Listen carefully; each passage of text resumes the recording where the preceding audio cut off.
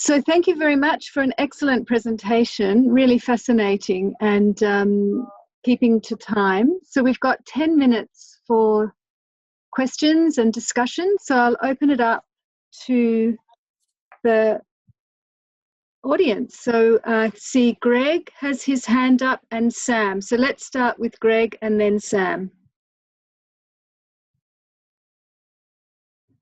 Greg? Hi, Greg. You there? Okay, thanks a lot for that. Going through the theoretical perspectives on time discipline, you mentioned the Marxian, the neo-Weberian, and then the Blair and Loy agency and structure. Your use of the term discipline, subject, and such reminds one an awful lot of the kind of Foucauldian perspective on how we operate. You know, and part of what Foucault's notion of discipline was the imposition of regimens. Right. Now, so I'm wondering, in terms of your analysis, is there, given your basic vocabulary, an influence also of a Foucauldian perspective on time discipline? Look, I don't necessarily draw on Foucault, but I think that Foucault is in here. You can see his analysis applying to this. I kind of originally set out arguing this from a more Marxian perspective. And then I was drawn to the work of Ethan Thompson. But I think, yeah, I think it could be Foucauldian, but I just haven't gone in that direction. Thanks, Greg. Sam Jardine? Do we have you here, Sam? Maybe he's just high-fiving us. Any other questions? Oh, no, sorry, I got it. No, okay, sorry. Here you are. Go ahead. Zoom was just lagging out on me for a moment. Okay. I've got a number of points, and you don't have to answer all of them.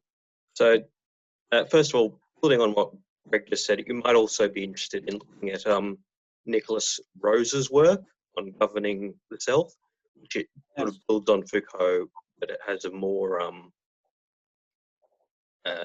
late modern focus, I guess. And then just some other points. Have you looked at comparisons with other artistic fields, such as, for example, independent illustrators, independent game developers, that sort of thing, who presumably not exactly the same dynamic, but something similar where there's a lot of emphasis on self-discipline? Is there an international dynamic here where there's a strong sense of competing across borders, in particular competing with people in much lower wage countries? Because that's a key element, again, with illustrators and so on. But perhaps the live music component makes that less of an issue with music. Is there a conflict with hobbyists, people who just do it for fun, and people who want to do it professionally resent or have concerns about the way that this saturates the market and brings down demand for their professional work? And is there a sense that, like, you mentioned that people feel a responsibility, they have to work constantly in order to succeed. But at the same time, is there an accompanying sense that making it is random to an extent?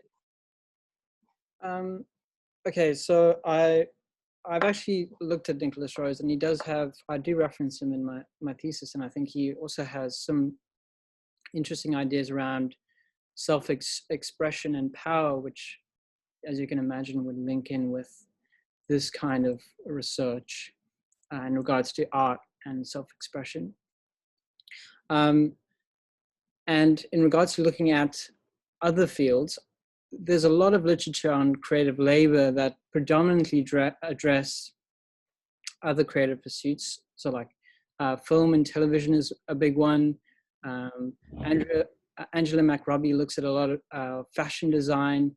And I would say that there are similar trends in the sense of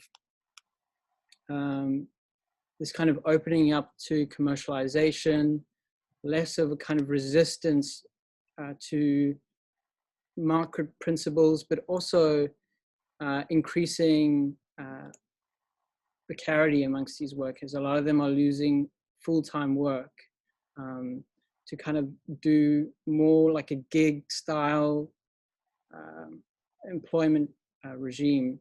So interestingly enough, musicians could almost represent like an ideal type, or a kind of analogous example of the way in which many industries are going, like, and predominantly in the creative industry, because as we know, musicians have always been playing gigs. That is a common feature of this work. And in terms of competing with lower income workers in other sectors of industry, I haven't necessarily found much research on that. I've seen stuff about cultural entrepreneurship in Mexico, but it didn't really touch on that issue.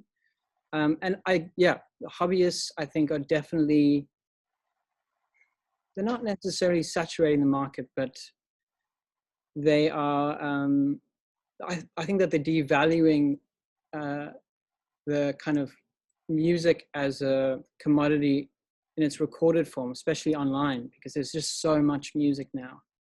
And I think there's very little distinction now between hobbyists and the professionals. Well, I mean, obviously, you know, professionals have a certain standard and you can hear it in the music, but a lot of people just start out as hobbyists, as teenagers on their laptops, and they can actually make very, very competitive and appealing music. Thanks, Sam. No, thank you. Very Nathan, good presentation.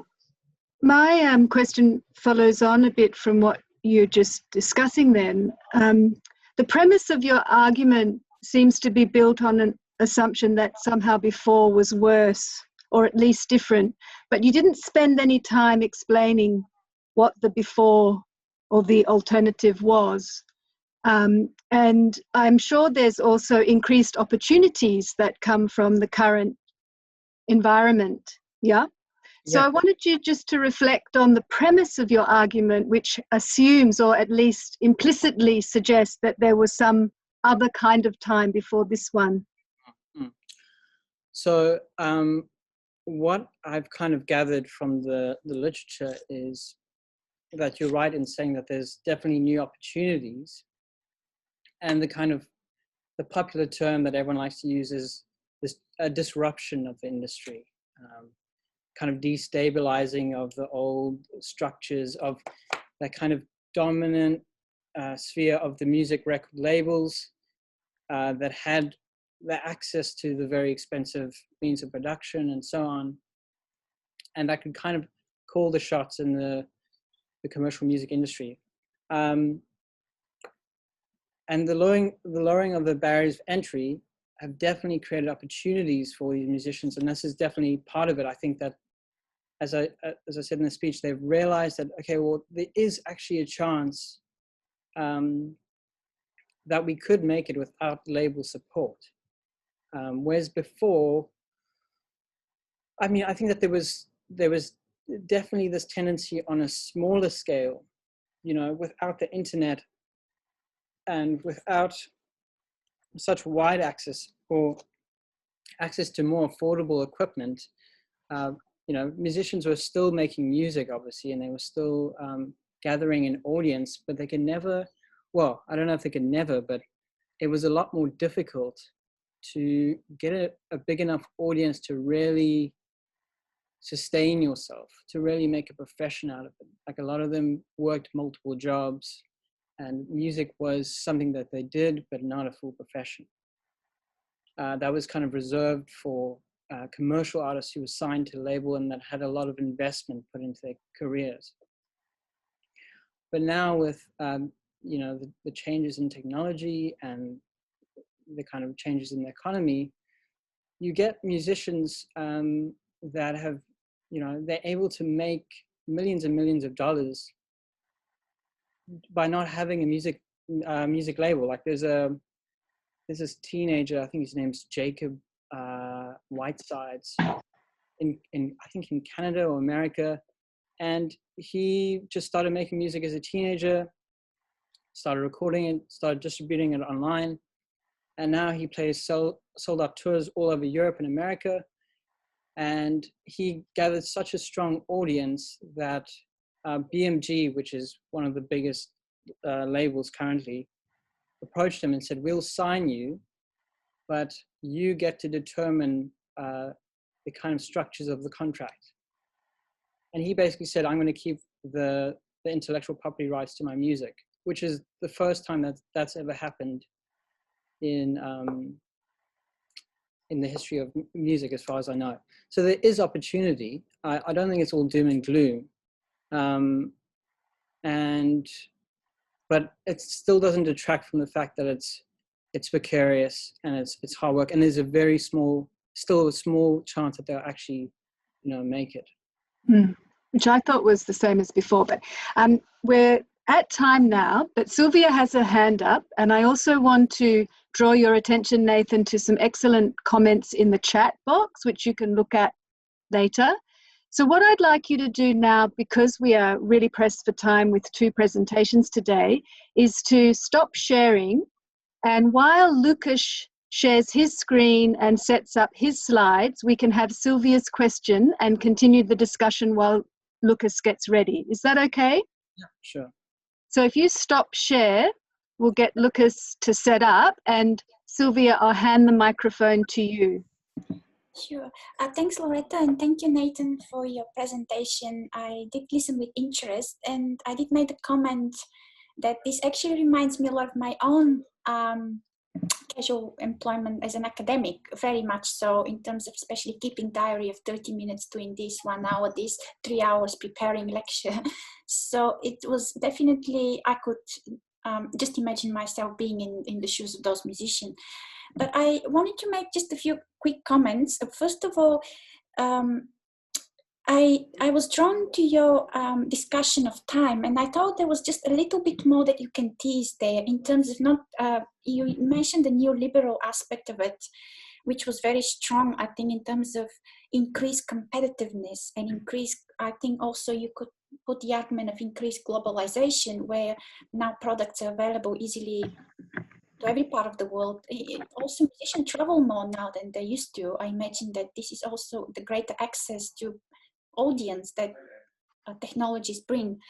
So I think the neoliberal aspect was a good aspect, and perhaps you should strengthen this in terms of like I see it like a funnel. So the entry to a specific profession is larger, but on the other side there are less professional employees that comes out of it. And I think that's what increased globalization, increased market competitiveness means. That's how I'm reading it. And also just in terms of the general labor market, more demand or more supply is actually what pays the musicians. And the other quick comment that I wanted to make was just in terms of time as an economic resource. Sorry, I'm just going to go back to this, because I see time also as a philosophical concept that you could stretch and you can tease out more, because 3 minutes on the stage is not, it just times fly. And there is this philosophical concept of perception of time. And what is the perception of time while you're sitting and writing music versus to what it's like from the audience point of view. That's just my thing.